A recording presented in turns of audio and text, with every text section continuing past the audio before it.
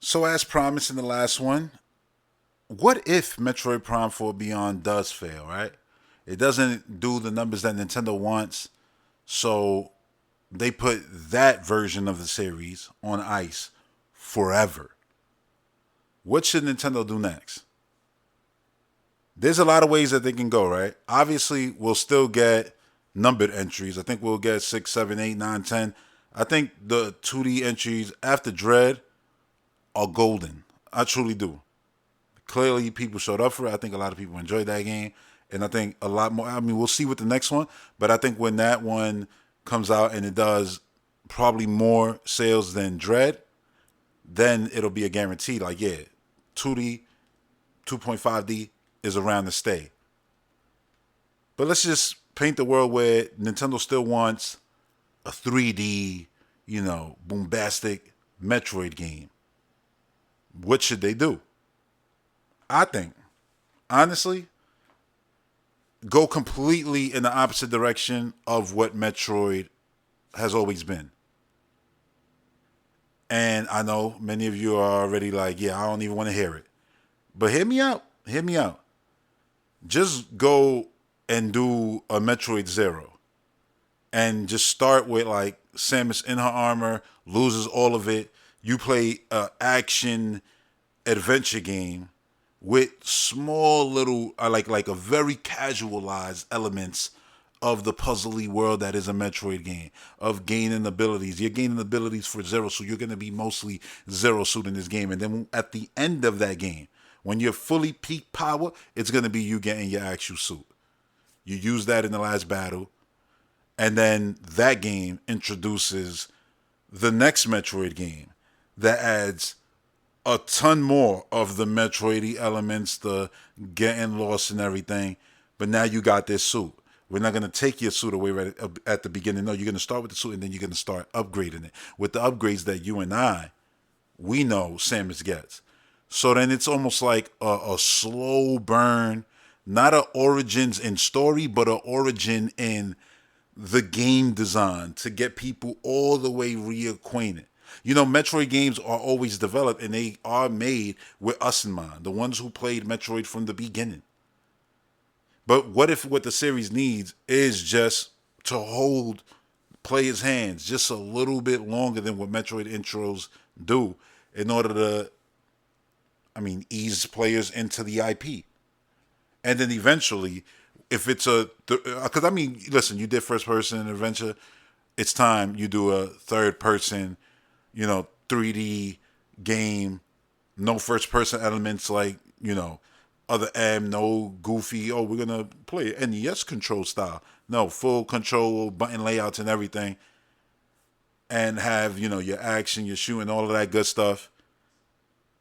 And just teach the player what Metroid Prime is in a series of games, basically. In two games, I think you could do it. With one, going from zero with literally the ideas that are super, prevalent and important to the Metroid IP being lessened, to a super low degree, where you and I as Metroid fans will be like, yo, this was the most shallowest week. It's an action game. It's not really a Metroid game. Yeah, you're going to get people who say that. But if it grows the IP and that game go, oh yeah, 8 million, people loved it. They love playing that Samus Zero suit and all that. And then she got the suit. Now people are excited for the next game to play a whole game feeling like a beast like Samus. Now they got this deeper connection to the character. Maybe that's what you need. Again, I would still supplement that with a feature film, an anime. One of those two things. Something that is a story driven medium. Even books. Yes, even books could work. Halo does books and things like that. And they've been successful with that too. There's been a lot of books. You know what I'm saying? You go to Barnes and Nobles, you'll see a whole section of just books that are based on video games. So why can't Samus have one in there? You know? Comic books, that's another great medium. Hell, even cartoons, kids' cartoons, that could work too. At the end of the day, you can do something whimsical and fun. That's the thing with Nintendo IP. They've always done things like that. So who's to say you can't do that with Samus? yeah, you'll have the adults, the grown men mad that they're making something Metroid based that skews to a younger audience. But me, as a fan of the IP and as a Nintendo fan, I'm always open to see, wild stuff. That's why even Chibi Metroid didn't bother me. Or when who was it? It was Next Level Games, right? A few concept arts came out of a Metroid concept that they had pitched to Nintendo, but Nintendo was like, nah. And Samus looked very Saturday morning cartoon, edgy, very long limbs and things like that. And I thought it looked great. I thought it could have been an inspired thing that probably would have brought a lot of people into the IP, instead of following the rules of, oh yeah, this one has to be, it has to be this way. Everything got to be, like you can make an animated Metroid game. You know what I'm saying? It's a cel shaded art style. It could work. It literally could work because the IP. I read the Prime comics that came in Nintendo Powers. You understand? So I know it could work as an anime and things like that. You can have fun with it, and that's the other thing. I could say idea of starting from zero with the zero idea, but for me, the whole other idea in order to grow the series is just that. Have fun with it. Like, yeah, you did the Samus amiibo costume in Mario Kart. Just throw Samus in games, more games, and be like, yeah, even if it's Mario Party, be like, yeah, no other characters in Samus is in it. It's like, why? I don't know. Why was she sleeping in Mario RPG? I don't know, but she's there. Why no other character? If you're gonna put Samus, make it into not just Samus. That's weird. Link and Inklings were in Mario Kart. Everybody else is enjoying. So I'm just saying, just utilize Samus more like that in other IP. Make a Samus track in Mario Kart, like you did the F-Zero one. And then, people get in tune with the music and the sound and the look of the game. Oh, Ridley's flying through and da-da-da in the Mario Kart stage. So then just do that. I'll say do that for, years as you're just pushing the numbered entries, And then you can come again with another Metroid game and be like, all right, we're going to try again a more expensive 3D entry. Like, I think that'll make perfect sense. The way I see it is like this, though, because I've been making a lot of videos recently where, the words failing and things like that. And I'm not trying to put that into the air, but at this point, I'm starting to feel like I'm putting that in the goddamn air with all these videos.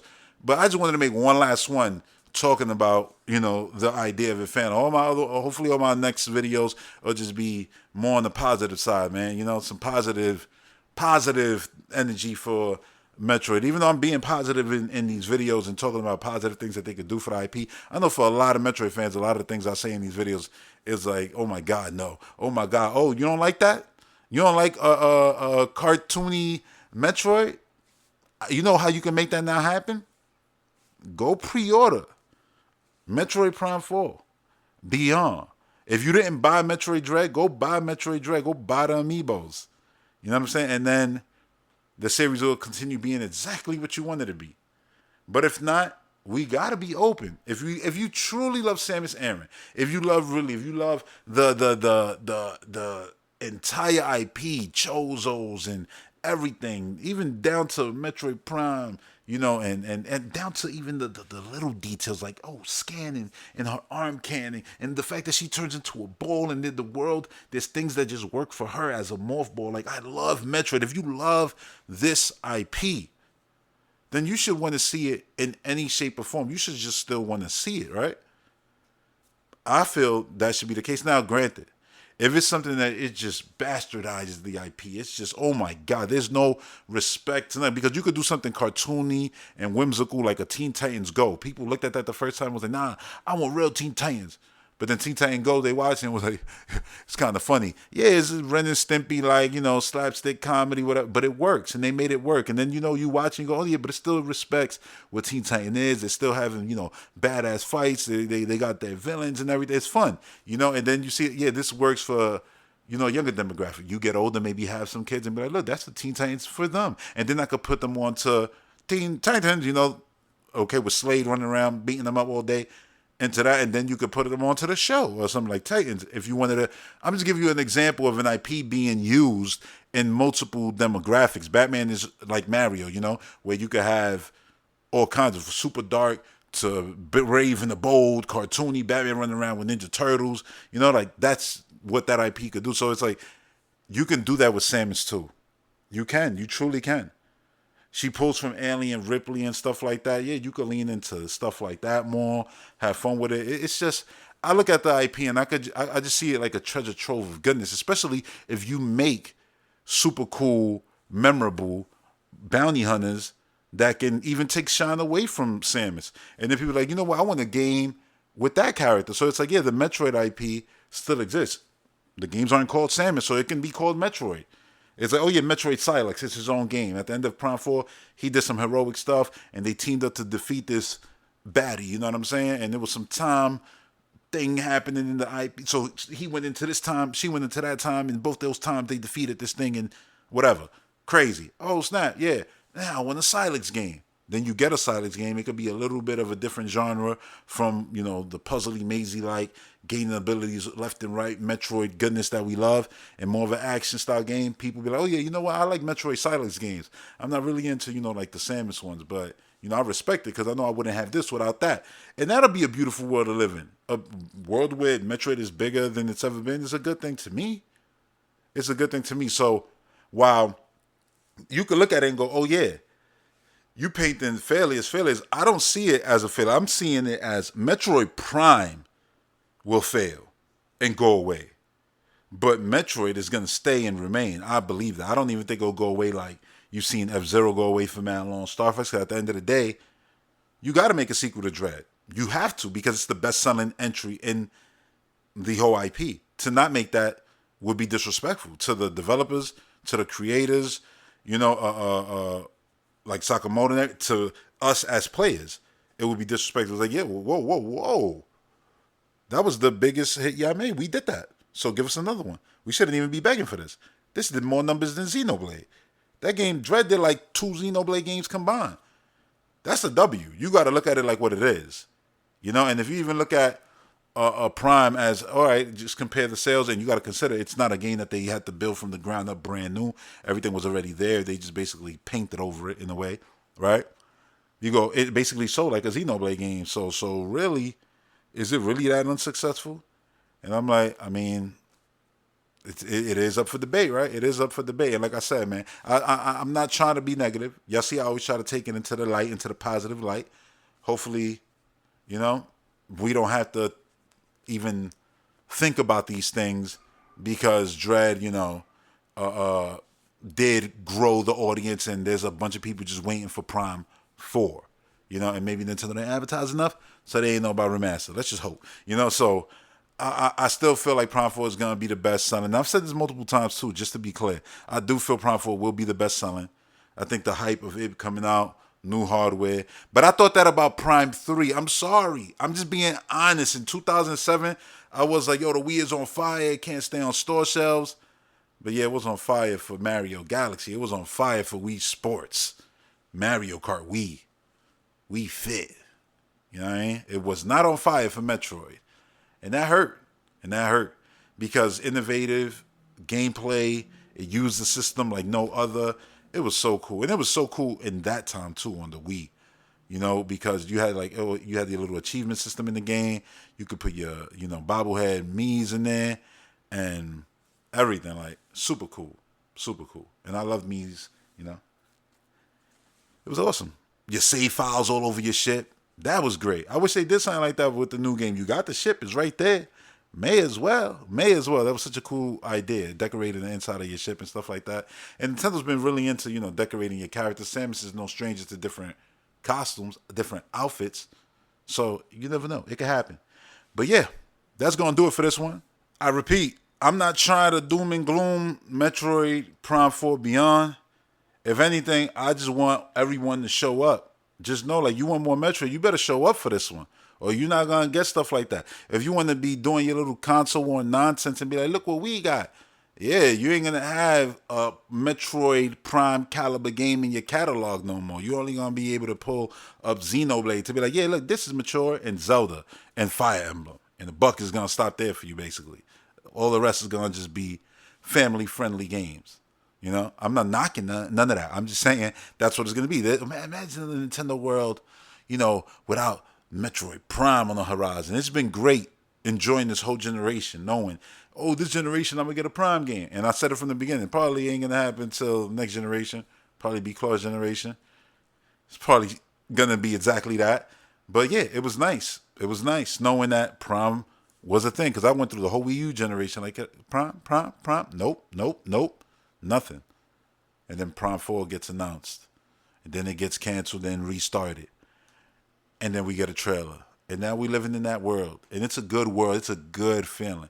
Like yo, Doom: The Dark Ages, Metroid Prime 4, Gears of War E-Day. Like I just look at this and I throw these games out there because it's just like cool, like to see. Oh yeah, there's new Halo things being made, right? We saw the move to Unreal Engine 5. Like it's cool to know that these IPs are alive and well, and that there's gonna be more of them. I don't want to be in a video game world where it's like, oh, this IP is missing that IP. I hate that we don't have a multiplayer, brand new entry, not Super Nintendo graphic F-Zero game. I hate that we don't have a 4-player co-op Star Fox game. You know what I'm saying? That gets DLC added all the time. That it's like episodic stories because Star Fox, it's tailor made for that kind of love. You know what I'm saying? Where it's like, yo, multiplayer co-op, and then just feed players new stories, new planets to visit, new scenarios, and then have your well, I said multiplayer co-op, and then have your multiplayer on the side that you can supplement with new textures and things from the DLC that you add to the game. And then you can have user-generated levels and things like that, but then that's asking for too goddamn much. But it would be great. And Star Fox, I think, could be a great IP for Nintendo. New weapons. You could Landmaster, submarine, your damn planes and everything, your R-Wings and everything. Like, come on, man. It would be so great. So great. But instead, the IP is dormant. And I love Star Fox. I love that IP. And yeah, it's gone. So when I sit here and talk about Metroid, like, man, I don't want Metroid to be gone. I want Metroid to win. I really want Metroid to win. I don't like seeing IPs that I love that I think that I think I could put up against anything out there. And I feel like, yeah, done, like when they hit right, oh, like Star Fox 64, oh, it's incredible. It's one of the most fun arcadey, just play over and over, take different routes, It's just fun games. And yeah, it just doesn't really exist. And then you look around, there's nothing really like that out there. And it's like you'll always see like indie developers, oh, we're doing an F-Zero like game. Or here's a Star Fox like thing. And it's like, a Star Fox, the original, on Super Nintendo graphics. So very polygonal.